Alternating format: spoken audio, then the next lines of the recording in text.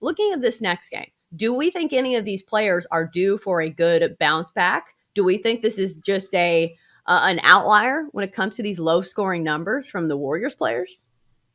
Doesn't Jordan Poole have to step up at some point? I don't know, because I really liked his over, which in game one was set at 15.5. It was juiced to the over at minus 125. He did not hit that last night. The problem with him, Chelsea, is he was the worst player on the floor last night as far as plus minus rating is concerned, which doesn't necessarily have to do with his scoring, but he's such a liability as a defender, and he was taken advantage of last night. I wonder if that will limit his playing time, and maybe we see someone like Gary Payton II or Otto Porter Jr., someone else who can score but also play better defense. So I'm a little shy there. I do think Jason Tatum at 28.5 is interesting. I expect him to have a bounce back spot. Only had 12 points last night. Did have 13 assists.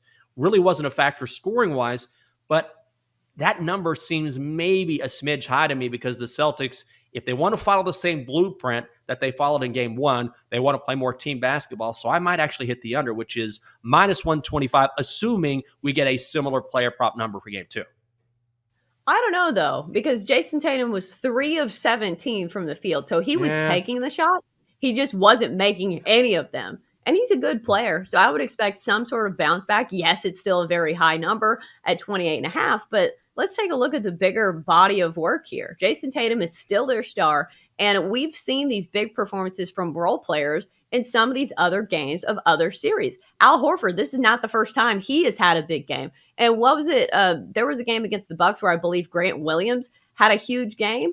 So it's not completely unpredictable that some of these role players for the Celtics had big games.